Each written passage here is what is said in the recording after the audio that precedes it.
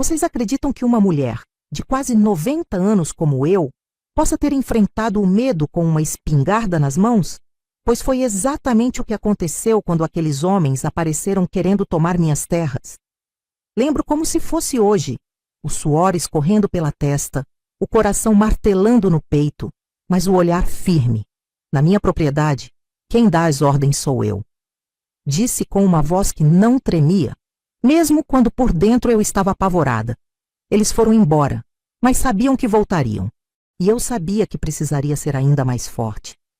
Mas vamos com calma. Vocês devem estar se perguntando quem é essa velha teimosa que tem tanta história para contar. Sou Iraci, tenho 89 anos agora, e minha jornada começou em 1936, quando nasci numa fazendinha no interior de São Paulo. Sabe o que mais me deixaria feliz enquanto compartilho minhas memórias com vocês? Ver que alguém se importa com o que uma senhora como eu tem a dizer. Se puderem se inscrever no canal, seria como um abraço caloroso para esta velhinha, me dando forças para continuar desfiando os fios da minha vida para vocês. Nasci em uma família simples, numa época em que o destino das mulheres era traçado antes mesmo de aprenderem a andar. Meu pai, seu Sebastião, era um homem de poucas palavras e muitos silêncios. Trabalhava de sol a sol num pedaço de terra que mal dava para o sustento.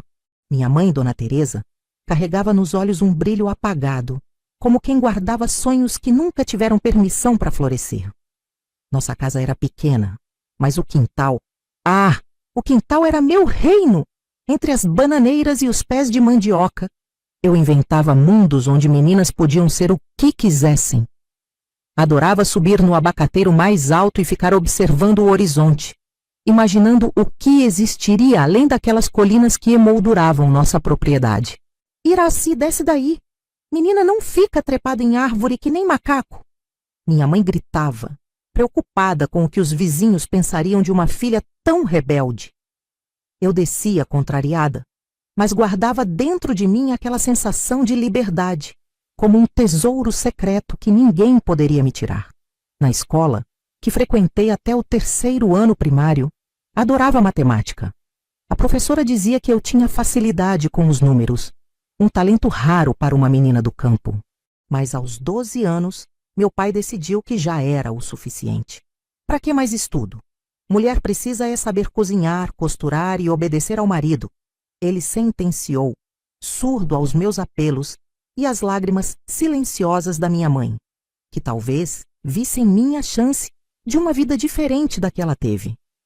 Assim, troquei os cadernos pelas panelas, os livros pelo tanque de lavar roupa, mas à noite, à luz de lamparina, pegava escondido o jornal que embrulhava as compras e tentava decifrar as notícias, com medo de esquecer o que havia aprendido. Os anos passaram depressa demais. Em 1953, aos 17 anos, eu havia me transformado numa moça que chamava a atenção por onde passava. Não por vaidade minha, mas porque tinha herdado os traços marcantes da minha avó paterna. Olhos grandes e escuros, cabelos negros que desciam como uma cascata até a cintura, e uma pele que, segundo diziam, parecia porcelana. Foi numa festa de São João daquele ano que tudo mudou. Enquanto dançava ao redor da fogueira, senti um olhar pesado sobre mim. Era o Coronel João, o homem mais poderoso da região. Viúvo recente, tinha fama de ser justo com quem lhe servia bem, mas implacável com quem o contrariasse. Quem é aquela moça? Ouvi-o perguntar ao dono da venda. Fingi não perceber, mas um calafrio percorreu minha espinha. Naquela noite, sonhei com tempestades e cavalos negros, um presságio que na época não soube interpretar. 3 dias depois, o coronel apareceu em nossa porta, montado num alazão imponente. Vestia um terno impecável, apesar do calor, e trazia no rosto uma expressão determinada. Pedi licença para me retirar, mas meu pai me ordenou que ficasse e servisse café aos homens. Com as mãos trêmulas, preparei o café mais forte que pude, esperando que a conversa fosse breve. Mas à medida que servia as xícaras, percebia os olhares que o coronel me lançava. Não eram olhares lascivos, como eu temia, mas calculistas, como quem avalia uma propriedade para compra. Seu Sebastião, não vou rodeios. Vim pedir a mão da sua filha em casamento. A xícara quase escapou dos meus dedos. Meu pai, que normalmente se curvava diante dos poderosos, desta vez pareceu hesitar. Coronel, é uma honra, mas Iraci ainda é muito nova. 17 anos é a idade mais que suficiente para uma moça se casar. Ofereço um bom dote. Além disso, sua situação financeira não anda muito boa, pelo que ouvi dizer. Era verdade. As últimas colheitas tinham sido fracas, e meu pai estava endividado até o pescoço com o banco. O coronel devia saber disso e usava essa informação como uma arma silenciosa. Preciso conversar com minha mulher e com a menina, meu pai respondeu, ganhando tempo. Claro, claro. Volto em 3 dias para ouvir sua resposta. Quando o coronel partiu, meu pai se afundou na cadeira, parecendo subitamente mais velho e cansado. Minha mãe, que ouvira tudo da cozinha, veio correndo, os olhos arregalados. Sebastião, você não pode fazer isso. Ela é só uma criança. E o que você sugere, mulher? Que eu deixe o banco tomar nossas terras? Que a gente vá morar debaixo da ponte? O coronel pode dar uma vida boa para ela, melhor do que qualquer rapaz daqui. Eu permaneci ali, petrificada, como se tudo aquilo acontecesse com outra pessoa. Minha voz parecia presa na garganta. Quando finalmente consegui falar, foi apenas um sussurro. Pai, por favor, eu não quero casar com ele. Meu pai desviou o olhar, incapaz de encarar meu desespero. Às vezes na vida, a gente não tem o que quer, filha. Naquela noite, não consegui dormir. Deitada na esteira, ouvia os sussurros exaltados dos meus pais discutindo no quarto ao lado. Pela manhã, quando fui buscar água no poço, minha mãe me seguiu. Iraci, escuta bem o que vou te dizer. Se for para esse casamento acontecer, você precisa ser esperta. O coronel João não é mau homem, dizem. É respeitado. Nunca se ouviu falar que bata em mulher ou em empregado. Mas é duro, acostumado a mandar. Mãe, não quero esse casamento, não posso fugir. Ela segurou meu rosto entre as mãos calejadas. E ir para onde, minha filha? Uma moça sozinha por esse mundo. Sabe o que acontece? Às vezes é melhor aceitar o destino e aprender a dobrar o vento a seu favor, como os galhos finos que não quebram na tempestade. Os 3 dias passaram num piscar de olhos. Quando o coronel retornou, meu pai já tinha sua resposta. Negociaram como se eu fosse uma cabeça de gado. Tantos alqueires de terra como dote. A promessa de uma casa para meus pais na cidade. O pagamento das dívidas. O casamento foi marcado para dali a 1 mês. Tudo acontecia como num sonho confuso, do qual eu não conseguia despertar. As vizinhas me invejavam, diziam que eu tinha tido sorte. Raparigas como nós raramente conseguiam um partido tão bom. Você vai ser patroa, Iraci. Usar vestidos finos, ter empregadas. Mas eu não me importava com nada disso. À noite, chorava abraçada ao travesseiro, implorando por um milagre que não veio. Na véspera do casamento, tive uma longa conversa com minha avó materna, a única pessoa que parecia entender minha angústia. Minha neta, a vida nem sempre nos dá o que queremos, mas sempre nos dá o que precisamos para crescer.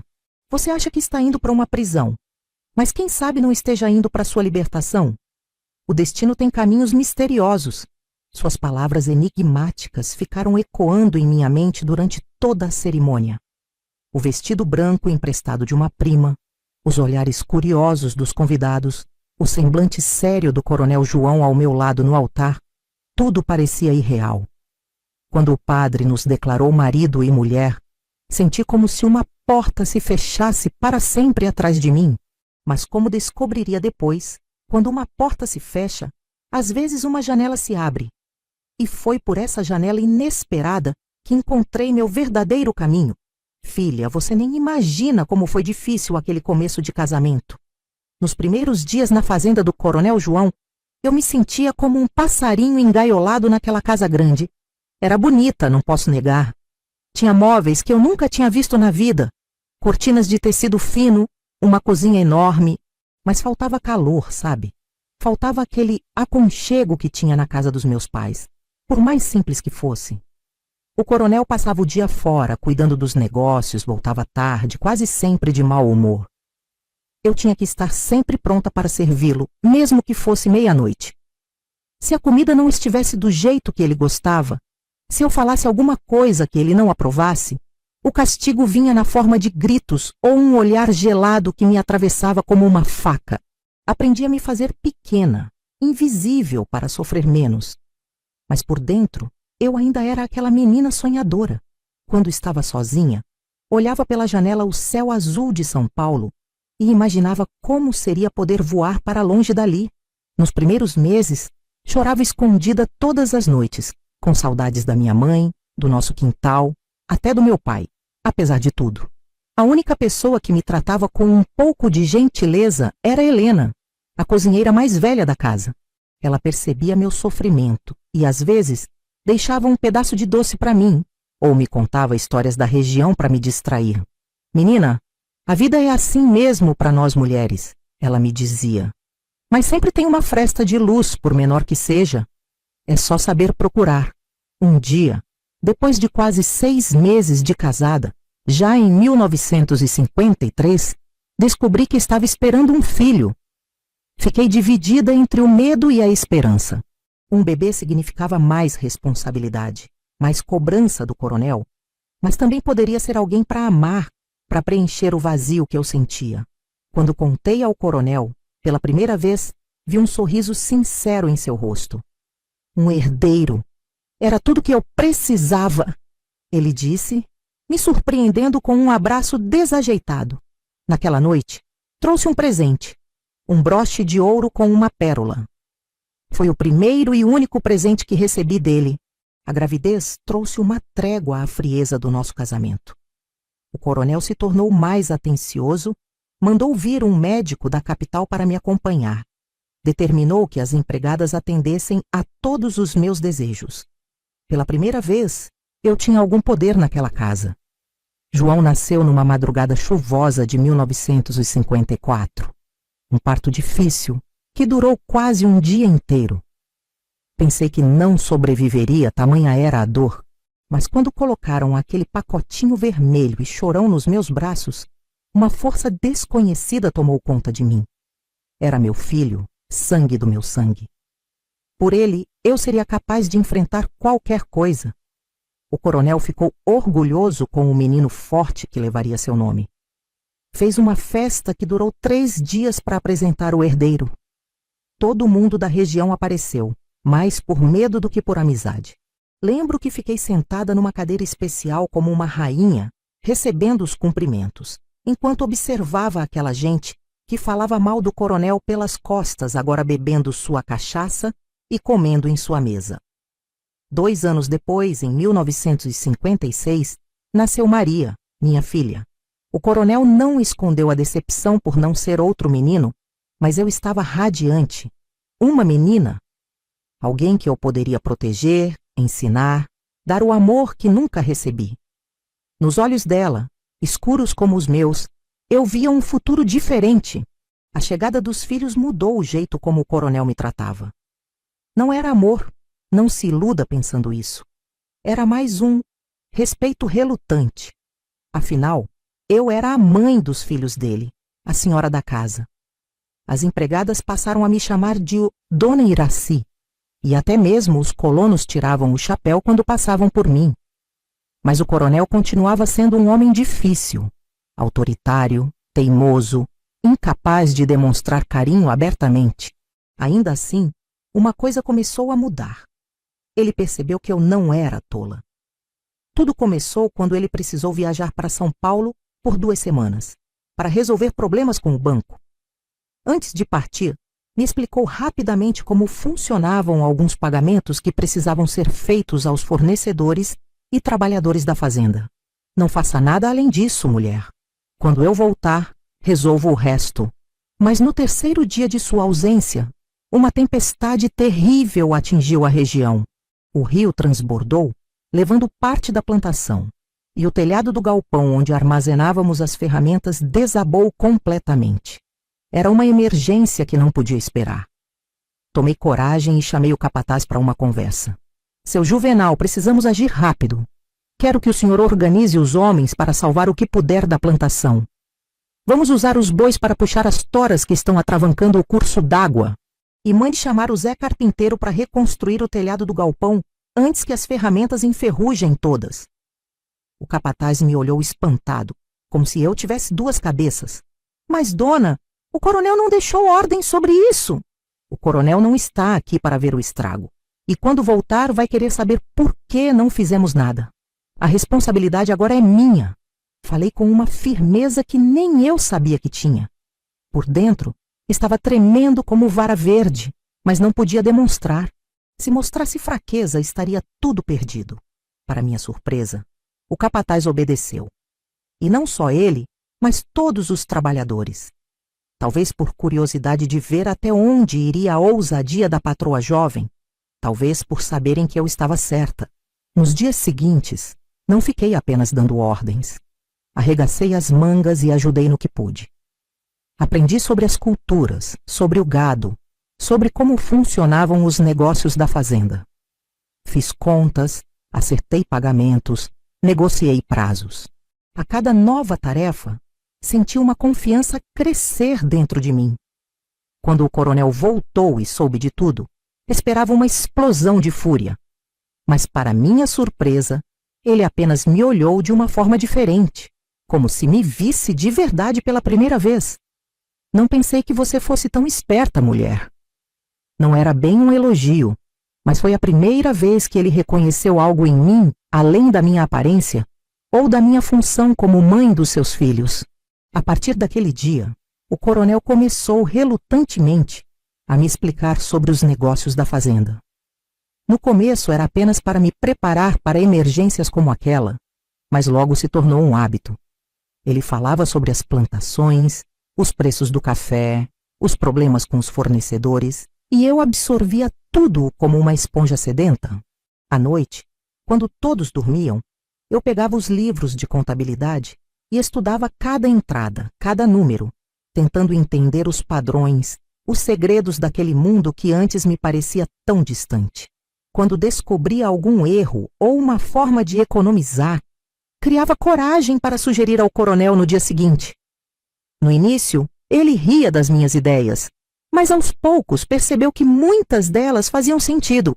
Essa cabeça não é só para segurar cabelo, hein? Ele dizia, numa das raras ocasiões em que demonstrava algo próximo do humor. Enquanto aprendia sobre os negócios, também me dedicava a ensinar meus filhos.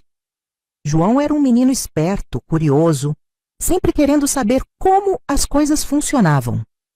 Maria, mais quieta, tinha um talento natural para os números que me enchia de orgulho. Ensinava a eles as letras, as contas, histórias que minha avó me contava. E, principalmente, tentava mostrar que o mundo era maior que aquela fazenda, maior que as regras rígidas do pai deles. Mamãe, por que tenho que aprender isso tudo?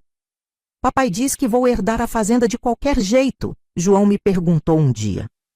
Meu filho, quem tem conhecimento tem poder.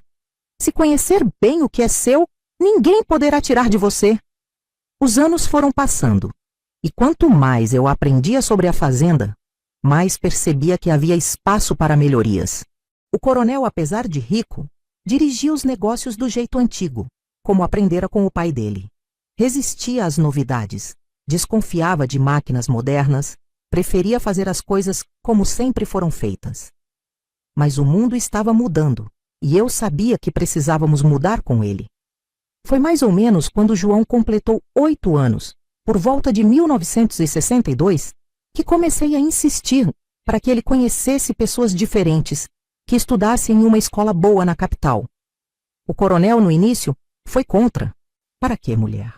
O menino vai aprender tudo o que precisa aqui na fazenda. Estudar demais só enche a cabeça de bobagem. Mas eu não desisti. À noite, quando estávamos a sós, eu falava dos filhos dos outros fazendeiros que estudavam em colégios internos, que aprendiam línguas, matemática avançada. Falava como era importante estar preparado para o futuro, como o mundo estava mudando depressa demais. Até que um dia, depois de meses de conversa, ele finalmente cedeu. Está bem, mulher.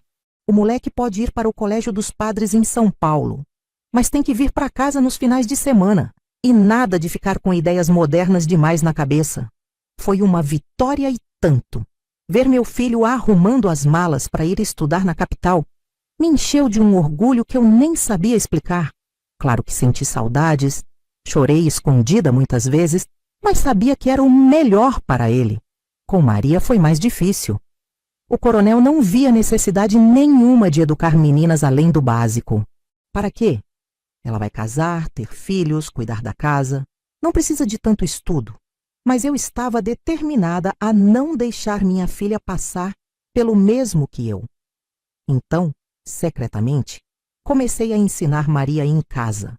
Nas horas em que o coronel estava fora, eu e ela nos sentávamos na varanda dos fundos e eu repassava tudo o que tinha aprendido nos livros, nos jornais, nas conversas com as pessoas da cidade.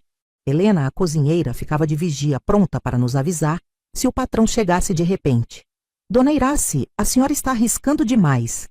Helena me dizia às vezes preocupada. Se o coronel descobrir... Se ele descobrir, eu assumo a responsabilidade. Mas minha filha não vai crescer na ignorância, Helena. Não vai depender de homem nenhum para decidir sua vida. Maria era uma aluna brilhante. Aprendia tudo com uma rapidez que me deixava espantada.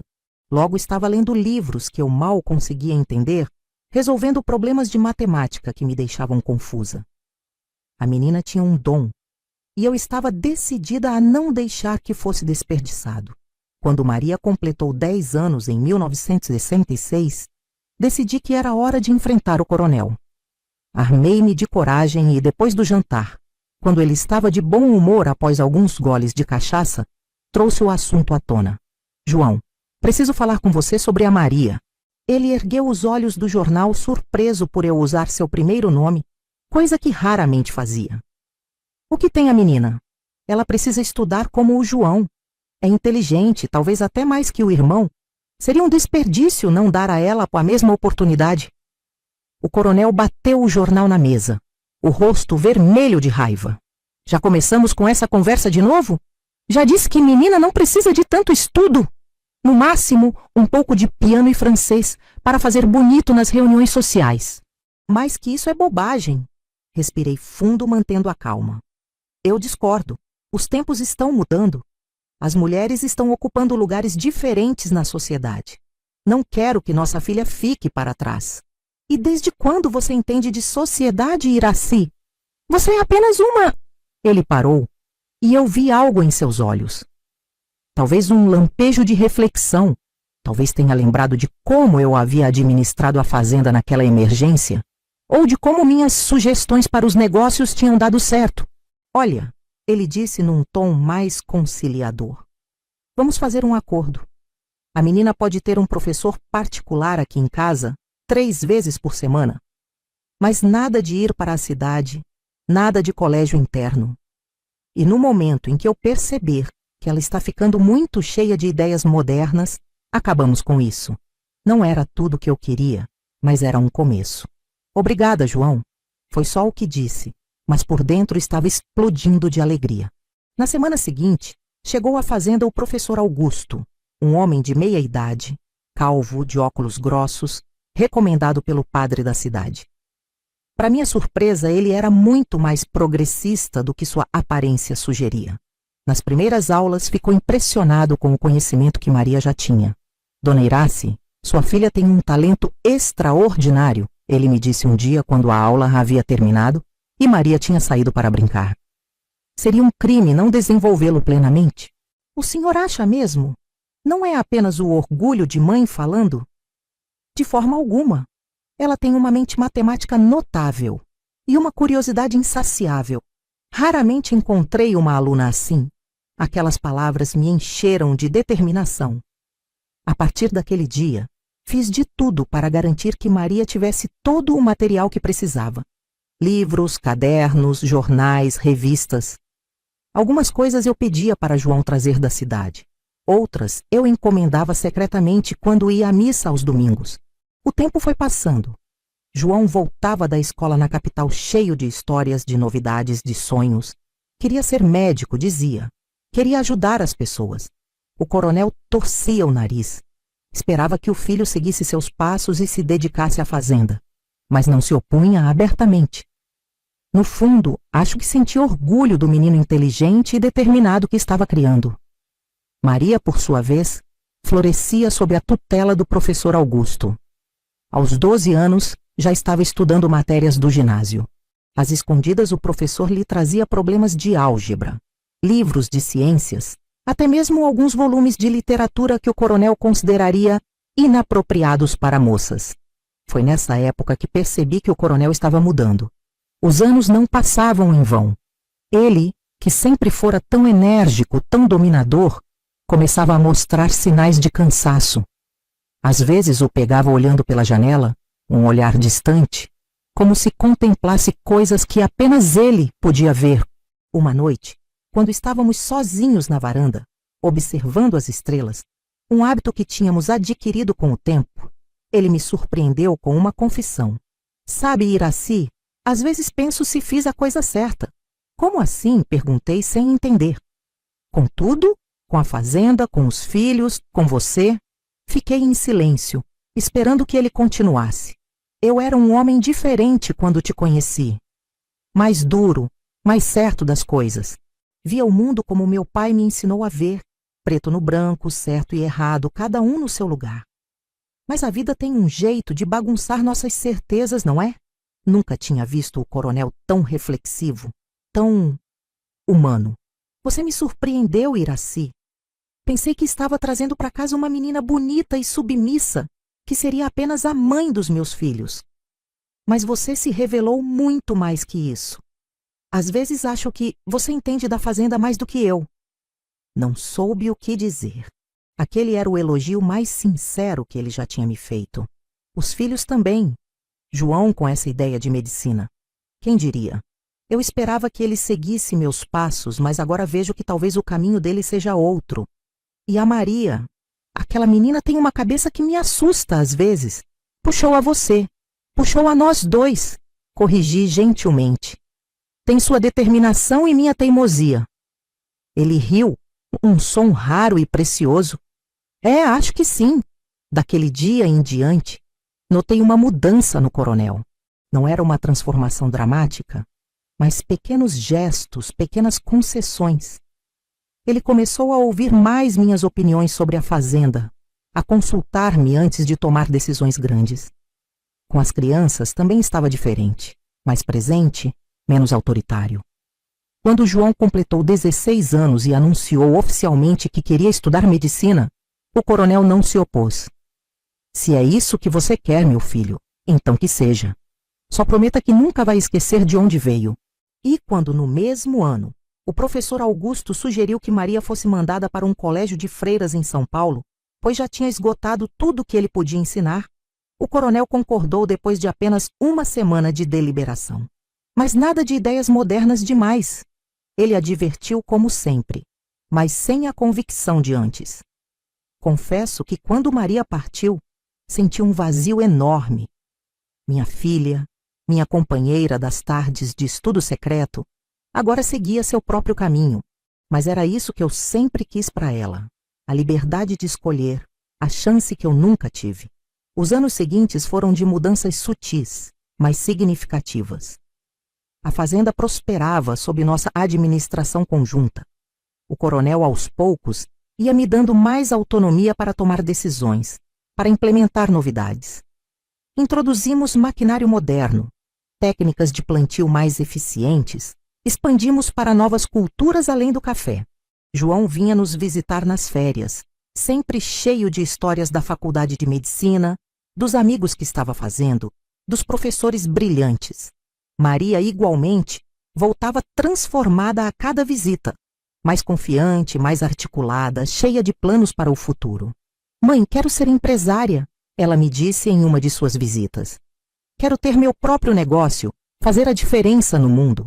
Olhei para ela com orgulho e pensei na menina que costumava se esconder comigo na varanda dos fundos para aprender a ler e escrever.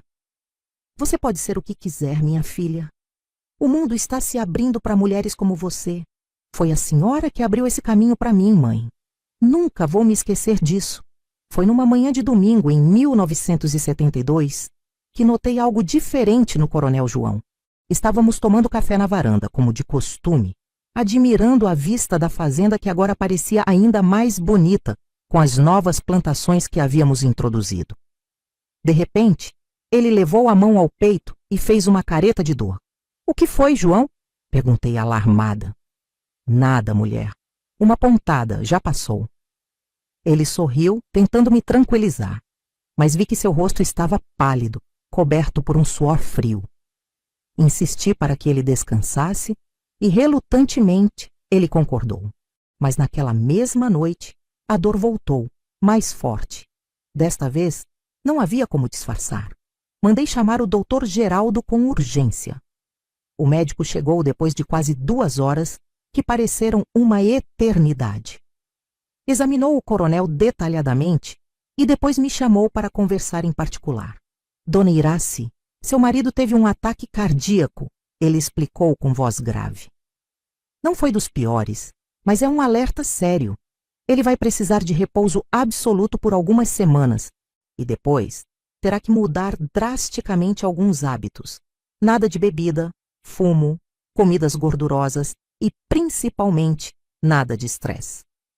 Agradeci ao doutor e voltei para o quarto, onde o coronel estava deitado, parecendo subitamente mais velho e frágil. — O que ele disse? Perguntou impaciente. — Que você precisa descansar, respondi segurando sua mão. E que por algum tempo vou ter que cuidar de tudo na fazenda. Ele tentou protestar, mas outro espasmo de dor o fez recuar. — Está bem, mulher, mas só até eu me recuperar, entendeu?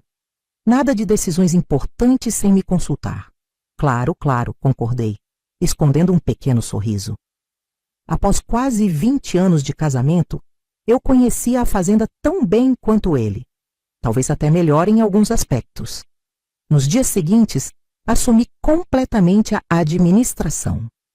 Levantava antes do sol, verificava as plantações, conversava com os trabalhadores, negociava com os compradores, cuidava da contabilidade.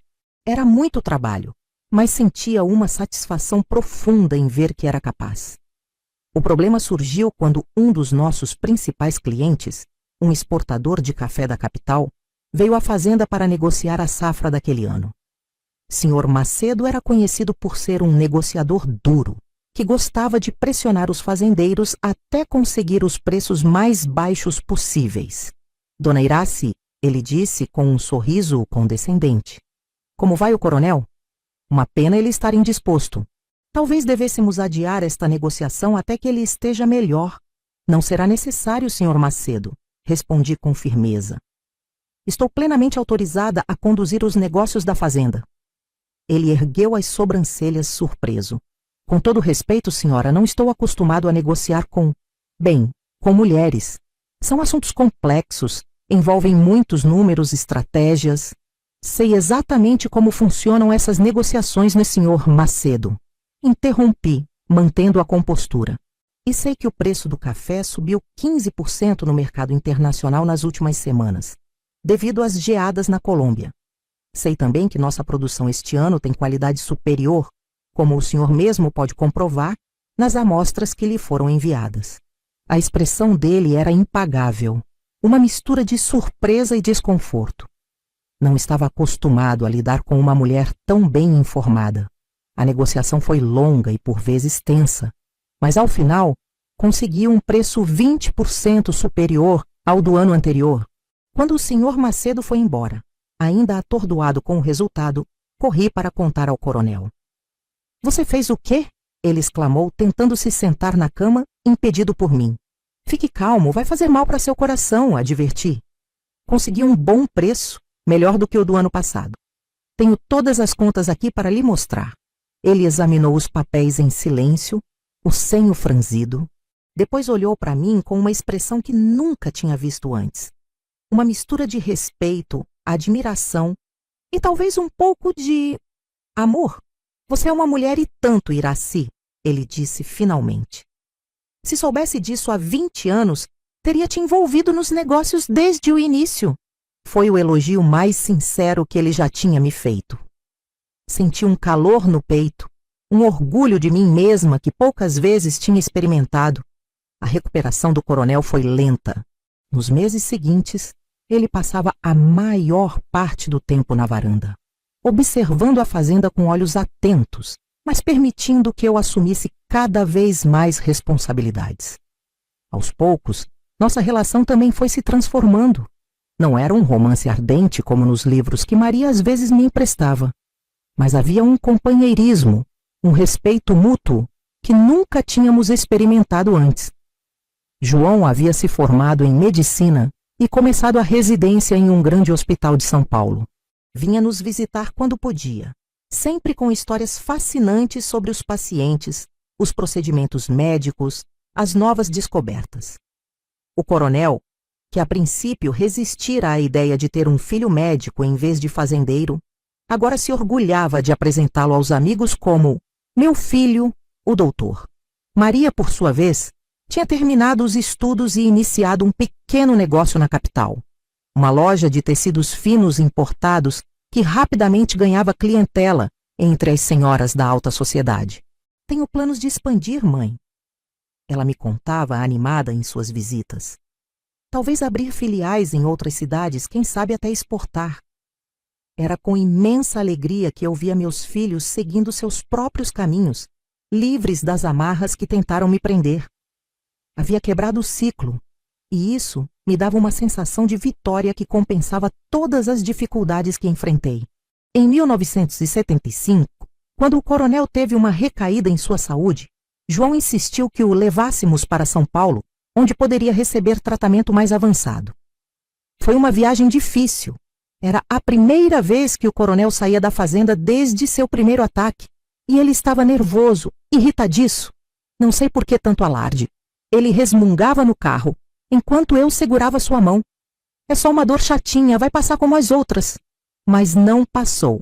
Os exames em São Paulo revelaram que seu coração estava muito mais comprometido do que imaginávamos. Precisaria de uma cirurgia delicada, com riscos consideráveis para alguém de sua idade. Na noite anterior à operação, fiquei sozinha com ele no quarto do hospital. João tinha ido resolver alguns detalhes com a equipe médica e Maria tinha saído para buscar algumas coisas que precisávamos. Iraci, o coronel me chamou com voz fraca. Estou aqui, respondi aproximando-me da cama. Se alguma coisa acontecer comigo amanhã... Não diga isso, cortei, apertando sua mão. Vai dar tudo certo. Me escute, mulher. Ele insistiu. Se alguma coisa acontecer, quero que saiba que nunca me arrependi de ter me casado com você. No começo, confesso, só via sua beleza. Mas com o tempo, descobri uma mulher forte, inteligente, capaz de muito mais do que eu jamais imaginei. Senti as lágrimas escorrerem pelo meu rosto. Era a primeira vez que o coronel falava tão abertamente sobre seus sentimentos. Você me fez um homem melhor, Iraci. Me ensinou a ver o mundo de forma diferente e deu a nossos filhos a educação e as oportunidades que eu, na minha teimosia, talvez tivesse negado a eles. Por isso, obrigado. Naquele momento percebi que, apesar de todas as dificuldades, de todos os momentos de tristeza e solidão, nosso casamento tinha se transformado em algo significativo. Não era o amor romântico com que as meninas sonham, mas era um vínculo forte, tecido com os fios da experiência compartilhada, do respeito mútuo, da família que construímos juntos. A cirurgia foi um sucesso, mas a recuperação foi complicada. O coronel passou quase um mês no hospital e depois mais 2 meses na casa de João em São Paulo, até estar forte o suficiente para voltar à fazenda. Quando finalmente retornamos, ele parecia ver tudo com olhos diferentes. A casa, as plantações, as pessoas. Quase morrer faz a gente valorizar o que tem, Iraci, ele comentou, enquanto observávamos o pôr do sol na varanda, no nosso primeiro dia de volta. A partir dali, ele pareceu determinado a aproveitar cada dia como se fosse o último. Estava mais gentil com os empregados, mais paciente com os problemas, mais aberto a novas ideias. E comigo, especialmente, estava diferente, mais carinhoso, mais atento, como se quisesse compensar pelos anos de frieza. A fazenda continuava prosperando sob nossa administração conjunta. Introduzimos novas culturas, modernizamos equipamentos Expandimos os negócios. Era gratificante ver como nosso trabalho dava frutos, como construíamos algo que duraria além de nós. Em 1978, João nos deu uma notícia que encheu a casa de alegria. Ia se casar com Helena, uma enfermeira que conhecera no hospital. Ela é especial, mãe, ele me disse com os olhos brilhando. Inteligente, dedicada, com um coração enorme. O casamento foi uma celebração linda na igreja da cidade. Ver meu filho, agora um médico respeitado, ao lado da mulher que escolhera, me deu uma sensação de dever cumprido. Olhei para o coronel, sentado ao meu lado na primeira fila, e vi que ele também estava emocionado, embora tentasse disfarçar. Maria, sempre focada em sua carreira, dizia que casamento não estava em seus planos imediatos. Quero construir meu império primeiro, mãe, ela explicava, com aquela determinação que sempre a caracterizou. Depois penso em marido, filhos, essas coisas. Eu sorria, orgulhosa de sua independência. Faça como achar melhor, minha filha. O importante é que seja sua escolha. No ano seguinte, o coronel e eu comemoramos bodas de prata. 25 anos de casamento. Quem diria, hein? Aquela menina assustada de 17 anos, forçada por um casamento arranjado, agora celebrava um quarto de século ao lado do homem que, contra todas as probabilidades, havia se tornado seu parceiro de vida. A década de 1980 chegou trazendo mudanças para o Brasil e para nossa família. O país vivia a abertura política depois de anos de ditadura e um sentimento de esperança pairava no ar. Na fazenda sentíamos os reflexos dessas transformações. Os trabalhadores mais jovens falavam de sindicatos, de direitos, traziam ideias novas da cidade. O coronel João, agora com mais de 70 anos, observava tudo com uma mistura de desconfiança e curiosidade. O mundo está de cabeça para baixo, Iraci. Ele comentava, enquanto líamos o jornal juntos na varanda. No meu tempo, as coisas eram mais simples. Simples para quem, João? Eu provocava com um sorriso. Nem tudo no passado era melhor, você sabe disso. Ele resmungava, mas no fundo concordava. Os anos tinham suavizado suas arestas, transformado o homem duro e autoritário em alguém mais reflexivo, mais aberto a questionamentos.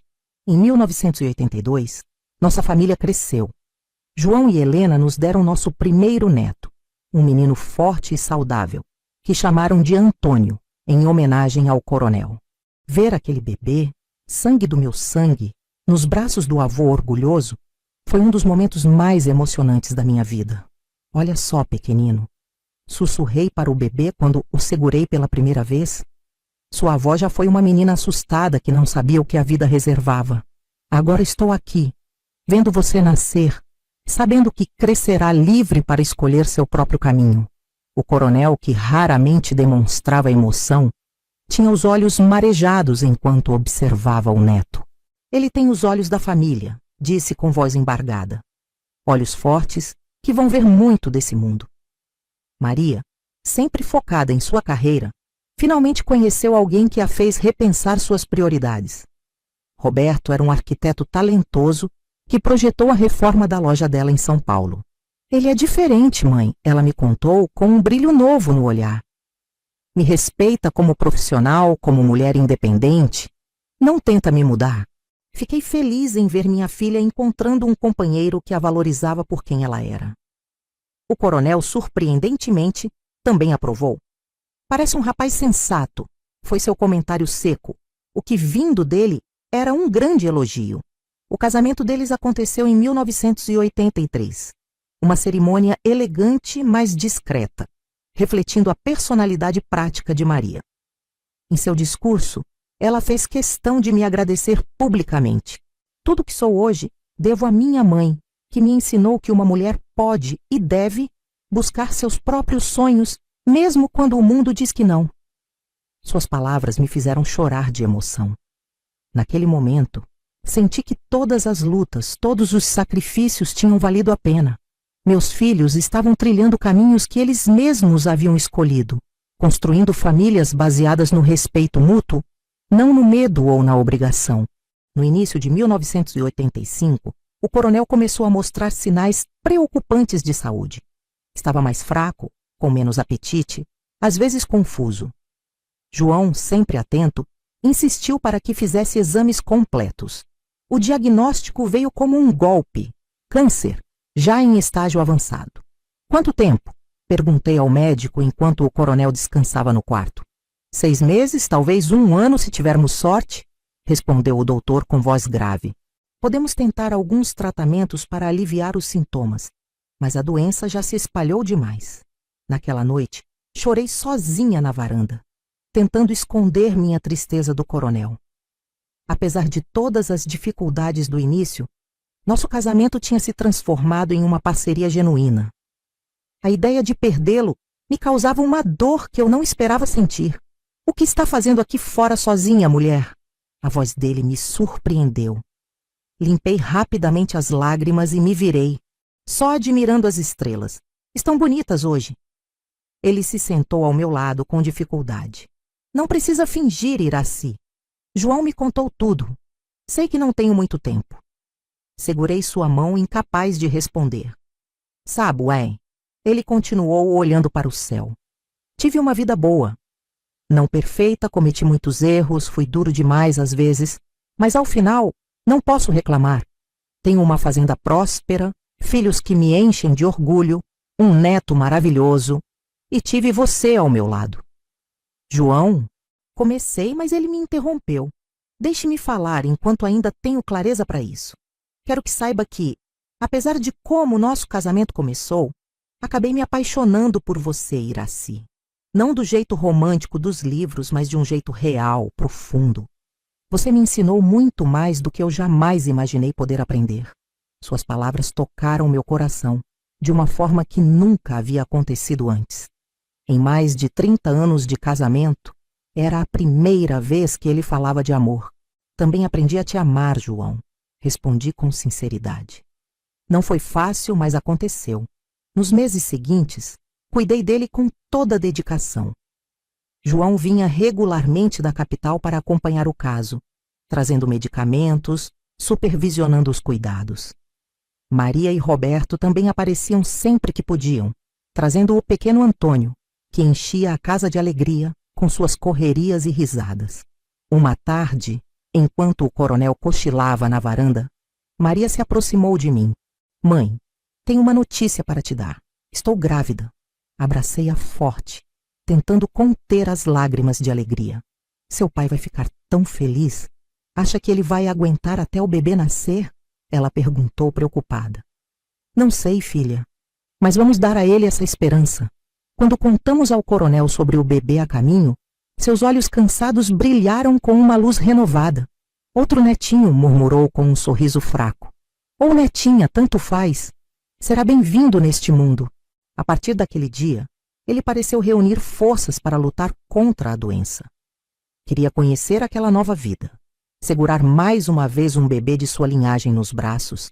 João, sempre realista, me advertiu para não criar muitas expectativas. O câncer está avançando, mãe.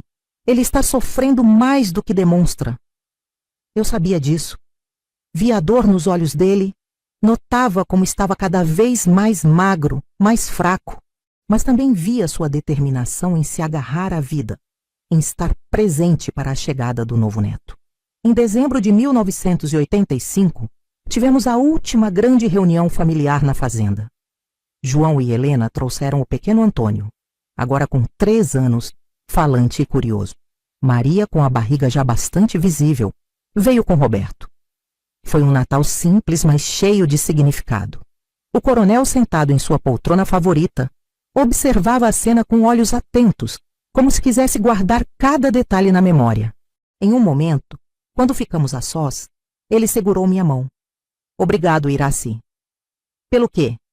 Por tudo isto, por esta família que construímos juntos, por não ter desistido, mesmo quando eu não merecia sua dedicação. O ano novo chegou, e com ele, a piora definitiva do estado do coronel.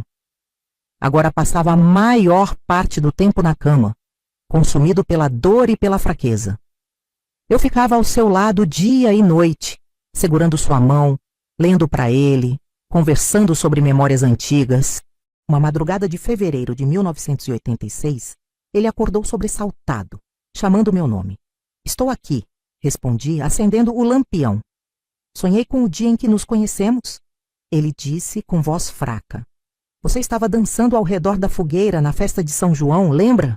Lembro, confirmei, surpresa que ele guardasse aquela lembrança com tanto carinho. Você estava tão bonita, Iraci, tão cheia de vida. Foi quando soube que tinha que te ter como esposa. Sorri com lágrimas nos olhos. E eu estava apavorada quando você apareceu na nossa porta pedindo minha mão em casamento. Ele riu, um som fraco e entrecortado. Eu era um homem assustador naquela época, não era? Cheio de certezas, de arrogância. Era, concordei. Mas mudou, João. Se transformou em alguém melhor. Graças a você, ele sussurrou apertando minha mão. Graças a você, adormeceu novamente, um sono inquieto. Ao amanhecer, chamei João com urgência. O fim estava próximo. Nosso filho chegou a tempo de se despedir do pai. Maria, por causa da gravidez avançada, não pôde viajar, mas falou com o coronel pelo telefone uma última vez. Na manhã do dia 15 de fevereiro, com João ao meu lado, vi o coronel abrir os olhos pela última vez. Ele olhou para nós dois. Tentou dizer algo, mas não conseguiu.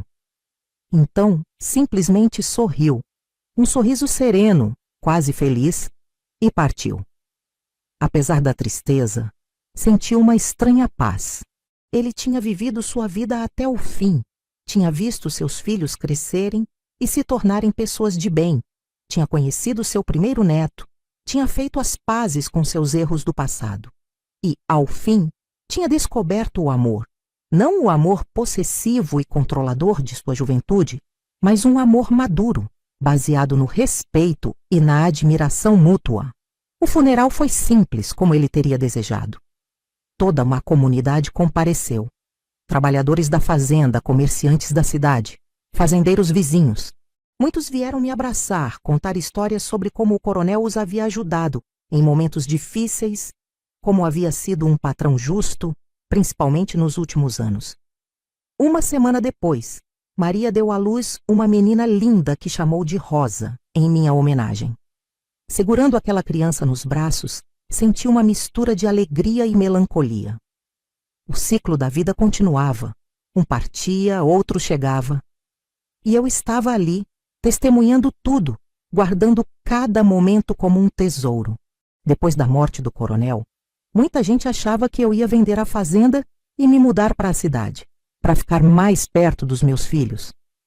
Uma mulher sozinha, administrando uma propriedade tão grande, é muita responsabilidade, dona Iraci, diziam, com aquele tom de falsa preocupação que escondia outros interesses. Mas se aprenderam alguma coisa sobre mim depois de todos aqueles anos, deviam saber que nunca fui de fazer o que os outros esperavam. A fazenda era minha vida, minha conquista, o lugar onde tinha aprendido a ser forte. Não ia abandoná-la assim. Mãe, tem certeza que não quer se mudar para São Paulo? Podemos encontrar uma casa perto da minha ou da João? Maria insistia, preocupada com minha solidão. Filha, agradeço a preocupação, mas meu lugar é aqui. Venham me visitar sempre que puderem, tragam as crianças, mas este é meu lar e será até o fim. Os primeiros meses foram difíceis. Apesar de tudo, o coronel tinha sido minha companhia por mais de 30 anos. De repente, a casa parecia grande demais, silenciosa demais. À noite, deitada sozinha na cama que havíamos compartilhado, sentia sua ausência como uma presença palpável. Mas a vida segue seu curso, não é mesmo? Aos poucos, estabeleci uma nova rotina. Levantava cedo, supervisionava pessoalmente cada aspecto da fazenda, conversava com os trabalhadores, negociava com os compradores, fazia planos para o futuro. Helena, a cozinheira que tinha sido minha aliada desde o início, agora era minha amiga e confidente. A senhora é admirável, dona Iraci. Ela me disse um dia, enquanto tomávamos café na cozinha, um hábito que o coronel nunca teria aprovado, mas que agora me dava prazer. Nunca vi uma mulher tão forte. A necessidade nos faz fortes, Helena. Não tive muita escolha na vida. Teve sim, senhora. Podia ter se conformado como tantas outras. Podia ter se tornado amarga, rancorosa, mas escolheu lutar, aprender, crescer. Isso é escolha, sim. Suas palavras me fizeram refletir. Talvez ela tivesse razão. Mesmo nas circunstâncias mais difíceis, sempre temos alguma escolha. Nem que seja a escolha de como reagir, de que atitude tomar diante das adversidades. Em 1987, tomei uma decisão que surpreendeu muita gente. Doei uma parte da fazenda, um terreno de 5 alqueires, com uma nascente d'água e várias árvores frutíferas, para a construção de um orfanato. A ideia surgiu depois de uma conversa com o padre novo da cidade, um jovem idealista que falava com paixão sobre as crianças abandonadas da região. Essas crianças precisam de um lugar seguro, dona Iraci. Um lugar onde possam crescer com dignidade, com educação, com amor. Lembrei-me da minha própria infância, dos sonhos que quase foram sufocados, de como a falta de escolhas quase determinou todo o meu destino. Vou ajudar, padre. Pode contar comigo. Não foi apenas o terreno.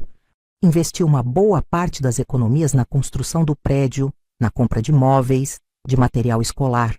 E, principalmente, me envolvi pessoalmente no projeto, visitando o local quase diariamente, conhecendo cada criança pelo nome, ouvindo suas histórias, seus sonhos.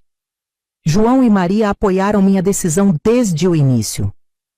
Sempre soube que a senhora tinha um coração enorme, mãe, João me disse, com os olhos brilhando de orgulho. A fazenda continuava prosperando sob minha administração. Introduzi novas técnicas de plantio que aumentaram a produtividade. Modernizei equipamentos, diversifiquei as culturas. Os antigos clientes, que a princípio tinham ficado receosos em negociar com uma senhora viúva, logo perceberam que eu entendia do negócio tanto quanto o coronel, talvez até mais. Os netos cresciam rápido demais. Antônio, o filho de João, estava se tornando um rapaz inteligente e sensível, apaixonado por livros e música. Rosa, a filha de Maria, era determinada e corajosa como a mãe, sempre querendo saber o porquê de tudo. Em 1988, Maria teve outro filho, Miguel, um menino de olhos vivos e sorriso fácil. Adorava quando vinham me visitar nas férias. A fazenda, que antes tinha sido um lugar tão sério e sisudo sob o comando do coronel, agora se enchia de risos, de brincadeiras, de vida. Levava os netos para conhecer cada cantinho da propriedade. Ensinava sobre as plantas, os animais, contava histórias do passado, as partes boas, claro, adaptadas para ouvidos infantis. Vovó, é verdade que a senhora enfrentou bandidos uma vez? Antônio me perguntou certa vez, com os olhos arregalados de admiração. Ri da simplicidade com que as histórias são passadas adiante, transformadas em lendas. Não eram bandidos, meu filho. Eram homens que queriam comprar nossas terras por um preço muito baixo, aproveitando que seu avô tinha acabado de falecer. Mas eu não deixei. A senhora usou mesmo uma espingarda? Rosa quis saber, sempre curiosa. Usei, mas só para assustar. Nunca precisei atirar em ninguém, graças a Deus. Eram momentos preciosos aqueles. Ver nos olhos dos meus netos o brilho da admiração, do respeito. Saber que para eles eu não era apenas uma vovó que fazia bolos e contava histórias, mas uma mulher de verdade, com uma história de luta e superação. Na década de 1990, quando já estava na casa dos 60 anos, decidi expandir ainda mais meu trabalho social. Com a ajuda de alguns amigos da cidade, criei uma fundação que oferecia bolsas de estudo para jovens da região, especialmente meninas de famílias pobres. Lembrava-me sempre da minha própria juventude, de como o acesso à educação poderia ter mudado completamente meu destino desde cedo. A educação é a única coisa que ninguém pode tirar de vocês, dizia às meninas que recebiam as bolsas. O conhecimento é poder, é liberdade. Não deixem ninguém convencê-las do contrário. A notícia da Fundação Iraci, como acabou sendo chamada, espalhou-se pela região. Logo começamos a receber doações de outras pessoas, empresários, políticos que queriam associar seu nome a um projeto de tanto sucesso. A princípio, fiquei receosa com esse interesse repentino, mas João me aconselhou bem. Use o dinheiro deles para o bem, mãe. Não importa de onde vem, o que importa é o que você faz com ele. E assim fiz.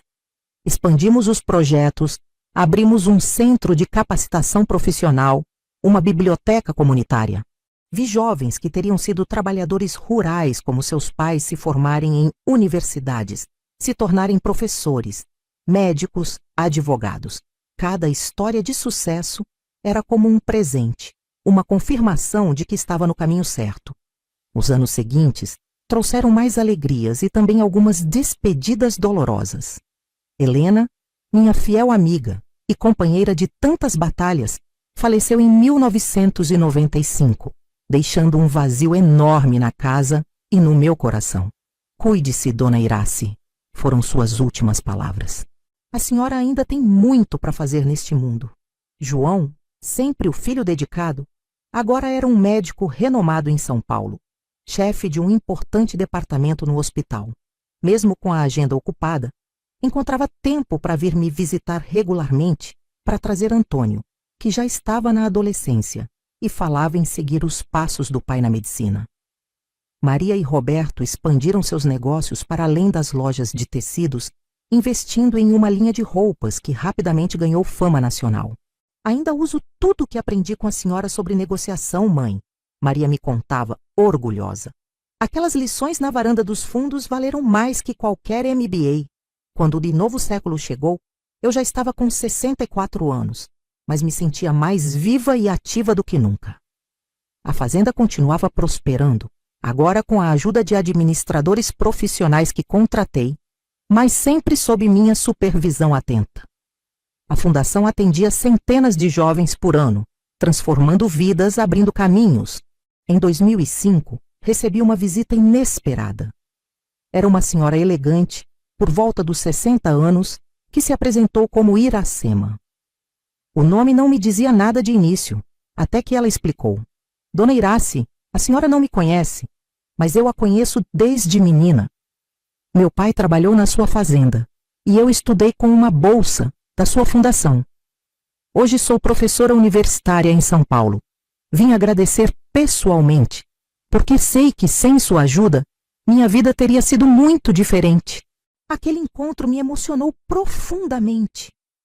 Ver o resultado concreto do trabalho de uma vida, saber que havia tocado destinos, mudado trajetórias, era uma recompensa que nenhum dinheiro poderia comprar. Os anos foram passando, trazendo mudanças naturais da idade. Meus cabelos, antes negros como a noite, agora estavam completamente brancos. O corpo já não tinha a mesma energia, precisava de mais descanso, mais cuidados. Mas a mente continuava alerta, curiosa, cheia de planos. Hoje, aos 89 anos, olho para trás e vejo uma vida que valeu a pena ser vivida. Não foi fácil, houve momentos de dor, de medo, de dúvida. Mas houve também conquistas, alegrias, realizações que superaram todas as expectativas da menina que um dia fui. Tenho 4 bisnetos agora, 2 filhos de Antônio, que se casou com uma colega médica, e 2 de Rosa, que seguiu os passos da mãe no mundo dos negócios. Quando os vejo correndo pelo quintal da fazenda, livres, felizes, cheios de possibilidades, sinto que tudo valeu a pena. Fiz as pazes com o passado há muito tempo, até com a memória do Coronel João. Fiz as pazes com ele. Era produto do seu tempo, criado para ser o homem que foi. No final, mostrou que podia mudar, mesmo que um pouco.